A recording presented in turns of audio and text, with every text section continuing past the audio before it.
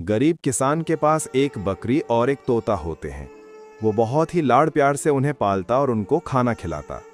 किसान जहां भी जाता, दोनों हमेशा उसके साथ ही रहते। एक दिन वो किसान बहुत बीमार पड़ जाता है।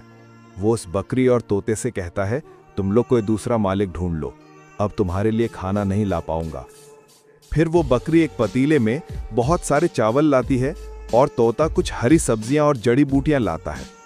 दोनों उस किसान के लिए जड़ी बूटियां डालकर खाना बनाने लगते हैं। किसान उनका बनाया हुआ खाना खा लेता है। उस जड़ी बूटियों वाले खाने का असर होने में थोड़ा समय लगता है। फिर किसान पहले की तरह स्वस्थ हो जाता है। लेकिन बकरी और तोता रोने लगते हैं। फिर लाइक सब्सक्राइब नहीं किया